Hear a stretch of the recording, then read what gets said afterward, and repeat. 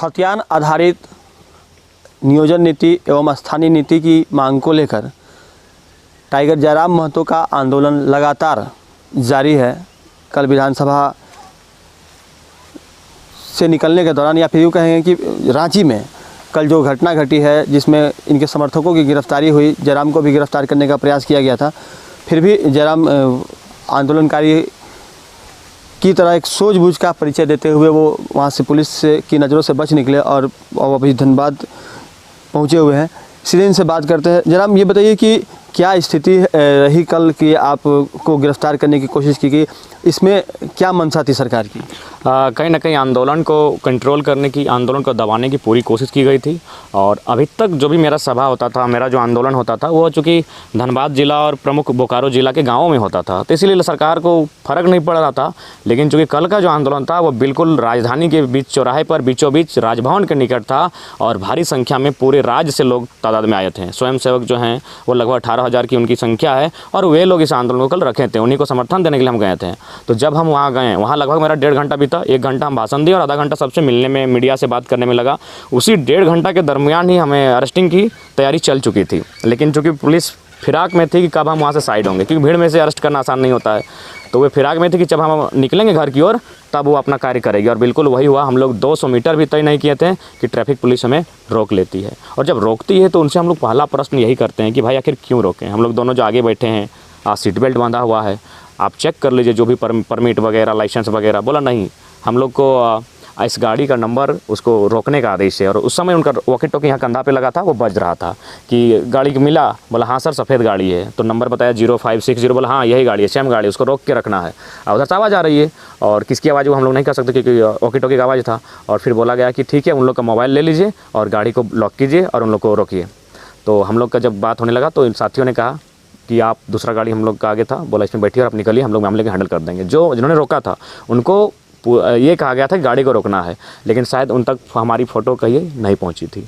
उसके बाद 3 थाना का तुरंत इन्वॉल्व होता है, रोका जाता है। वो कोतवाली थाना क्षेत्र था, गाड़ी को ले जाया जाता है लालपुर थाना। और फाइनली जो 4 लड़का जिनको पकड़ा गया था, वैसे वहाँ थे 7 लड़के, लेकिन बाकी लोग 2 इधर उधर फ़ोन बात करते करते निकल गए, सूचना देने लगी हम लोग को रोक लिया गया है।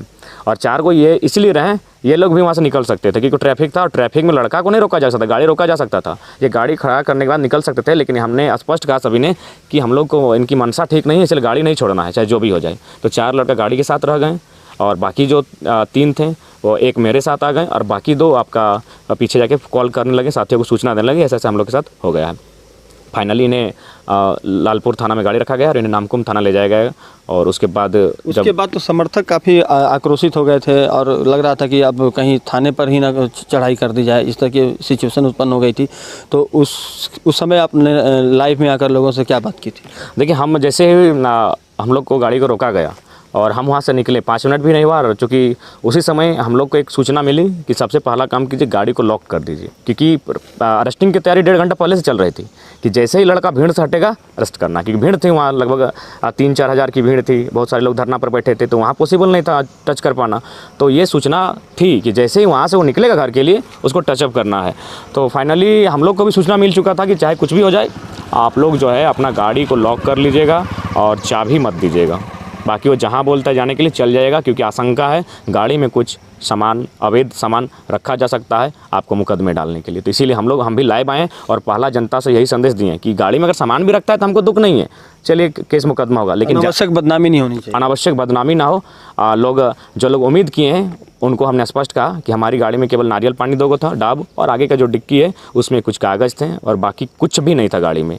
तो ये संदेश हमने जनता तक दिया। बाकी अगर हम लोग को अगर झूठा फंसाया भी जाता तो दुख नहीं था, लेकिन हम लोग, जनता ने हमें प्रेम किया है तो जनता को यही संदेश दिए कि भाई अनावश्यक बदनामी ना हो और लोग ये ना सोचे कि वास्तव में हमारी गाड़ी में ये सब था। तो इसीलिए लाइव आकर मैसेज दिए और ये सौभाग्य था कि लगभग 1 घंटे में लाखों लोगों ने इस लाइव में देखा। और ये भी सूचना मिली कि उसमें से एक बड़ी अधिकारी ने भी देखा और उनको फटकार लगाई कि तुम लोग किसको पकड़ के ले आएगा, वो तो अभी भी लाइव है।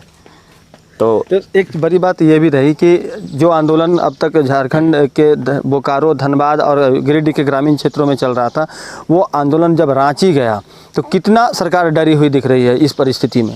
हाँ, निश्चय सरकार डरी हुई है और सूचना हम लोग को भी मिल रही है कि आप राजधानी में आ गए ना, और राजधानी में भी उसी अंदाज में आप स्पीच दिए जिस अंदाज में गाँव में देते हैं स्कॉर्पियो में, तो इसलिए सरकार को और जो सरकार के वरीय लोग हैं जो थोड़ा सा चाहते हैं कि इस आंदोलन को दबाया जाए, उनको ये बात हजम नहीं हुआ कि ये लड़का गांव तक ठीक था, लेकिन इस शहर आ चुका है, अभी राजधानी राजभवन के सामने और फिर सबको लताड़ रहा है, तो इसको नियंत्रण करना बहुत आवश्यक है। इसीलिए लगभग 1.5 घंटे से तैयारी चल रही थी। हम लोग भी शौर से पता चला कि कौन से केस में अंदर करना चाह रही थी? नहीं, केस का तो कोई बात ही नहीं है, ऐसे पता नहीं आंदोलन को दबाने के उद्देश्य से, और बोले तो फर्जी झूठा मुकदमा बने इसलिए चल रहा था। बाकी अगर कोई केस भी है, मान के चलिए अगर विधानसभा पिछला बार घेरा हुआ था, अगर 107 वगैरह कुछ बनता है तो उसको एसडीएम कोर्ट के माध्यम से सूचना घर तक आनी चाहिए, हमको जानकारी होनी चाहिए। हमको आज तक जानकारी नहीं है। और रांची में भी जो सत्याग्रह हुआ वहाँ भी सूचना मिलती है कि 48/22 के नाम से एक केस घूम रहा है, जबकि जनवरी में हम घर में नहीं है। तो इस तरह की बहुत सारी चीज़ें देखने को आ रही, बहुत सारी साजिशें देखने को सामने आ रही इस आंदोलन के दरमियान, इस आंदोलन को दबाने के लिए। तो निश्चय ही आंदोलन अब दबेगा नहीं। यह आंदोलन किसी व्यक्ति विशेष पर नहीं टिका है, ये झारखंड की आवाम का आंदोलन बन चुका है, सभी लोग प्रताड़ित हैं। तो निश्चय ये आंदोलन आने वाला दिन बहुत उग्र होगा। एक तरफ तो अमित महतो लगातार युवाओं को अपने साथ लेकर चल रहे हैं, आप भी इसी तरह से यूनाइज करने में लगे हुए हैं, तो क्या लग रहा है? और अगर हम बात करें झारखंड सरकार की, तो ये ईडी के चंगुल में फंसी हुई है, बार बार केंद्र के साथ इसका टकराव हो रहा है, तो इस सरकार के और गिनती के दिन बच रहे हैं, ऐसा कुछ आपको लग रहा है क्या? आभास हो रहा है, लग रहा है कि यहाँ भी सरकार में कुछ उलटफेर होने वाला है, ऐसा प्रतीत हो रहा है। लेकिन इसके लिए दोषी सरकार ही है। अगर सरकार ढंग से अगर अपना कानून बना देती, नीति नियम बना देती, तो जनता इनके समर्थन में खड़ी होती। अगर सरकार इनका कोई गिराने का भी प्रयास करता अलग गलत तरीके से, तो जनता इनका सपोर्ट में आ जाती, सड़क पे आ जाती। लेकिन चूंकि जनता भी इनसे काफ़ी कटी लग रही है, तो संभावना कुछ भी हो सकता है। लेकिन लग रहा है कि राज्य का हित नहीं होगा। अगर सरकार ऊपर नीचे भी होती है तो फिलहाल राज्य का हित नहीं दिख रहा है। इसीलिए राज्य सरकार को चाहिए, अगर सत्ता को बचाना है, और हम लोग भी चाहते हैं राज्य में डिस्टर्ब ना हो, जिस सरकार को जनता ने भेजा है वो कार्य करे, लेकिन कार्य उस जनता के लिए करे जिस जनता ने उन्हें भेजा है। और पहला जो जनता का अधिकार है वो होता है किसी का स्थानीय नीति। एक कागज़ आप दे दीजिए भाई, कागज़ का टुकड़ा, कि झारखंडी कौन है। बिल्कुल। एक चीज़ और, ये जो तीनों गिरफ्तारी हुई थी तीनों विधायकों की, उस पर भी उन्हें भी रिमांड में रखा गया है। तो क्या लग रहा है कि तमाम जो जनप्रतिनिधि अब तक जीत कर आए हैं वो सिर्फ अपने ही चक्कर में हैं, या फिर जनता के लिए भी कुछ कर रहे हैं? देखिए, जनता के लिए तो नदारद कर रहे हैं, और निश्चय ही वे लोग, अगर सभी विधायकों का अगर जांच किया जाए, और मैं तो चाहूँगा कि ईडी निष्पक्ष जांच करे। ईडी ने अभी तक जो उनके केंद्र, साफ भाषा, ईडी तो केंद्र के कंट्रोल में रहता है, तो यानी भारतीय जनता पार्टी के अलावा जो भी लोग हैं उन पर जांच हो रही है। लेकिन ईडी को निष्पक्ष जांच करते हुए सभी पार्टी के, सभी दलों के नेताओं की संपत्ति की जांच करनी चाहिए। और निश्चय ही अगर सभी के संपत्तियों की जांच होती है तो सबके पास अथाह माने आय से अधिक संपत्ति का मामला सामने आएगा। लेकिन चूंकि सत्ता में है इसीलिए बचे हुए हैं। और बिल्कुल गाँव वालों की मानसिकता भी है कि मैंने विधायक जी अगर मेरा फ़ोन उठा लें तो ठीक है, विधायक जी मेरे घर में विवाह में आ जाएँ तो खुश हैं, और वोट उनको कर देते हैं। लेकिन अब सोच बदल रहा है। अब लोग विधायक की एंट्री गांव में किसी शादी विवाह में नहीं, एक योजना के साथ चाहते हैं, नीति नियमों के साथ चाहते हैं। ये बदलाव अब आने लगा है। एक चीज़ और, अब तक जो हुआ है इसके बाद अब किस तरह की रणनीति बन रही है और आगे की क्या प्लानिंग है आंदोलन के पॉइंट ऑफ व्यू से अगर बात करें?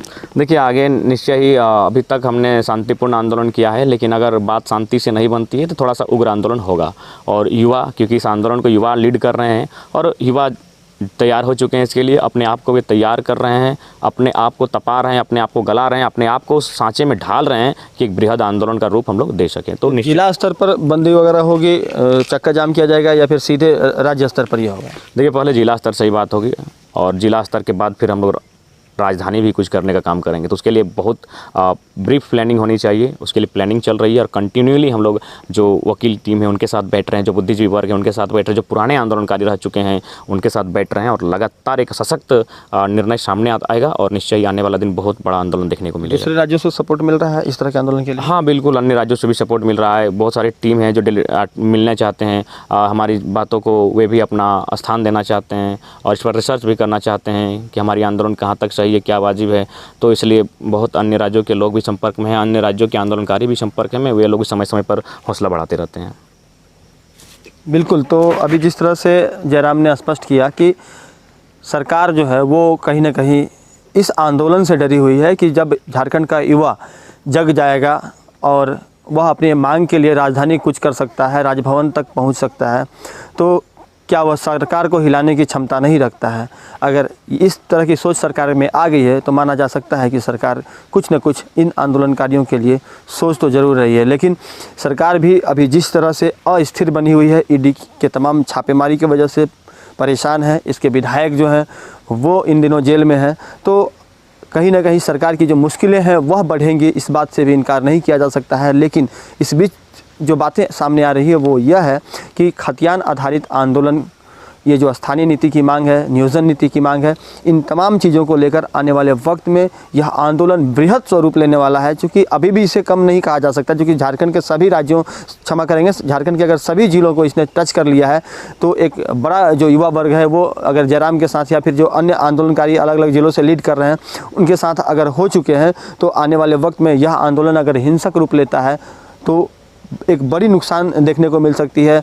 और इस नुकसान को रोकने के लिए सरकार को त्वरित निर्णय लेना होगा और देखना होगा कि सरकार इस मामले में क्या करती है और क्या नहीं करती है। सहयोगी मुन्ना के साथ राजकुमार जायसवाल, न्यूज़ 22 स्कोप, धनबाद।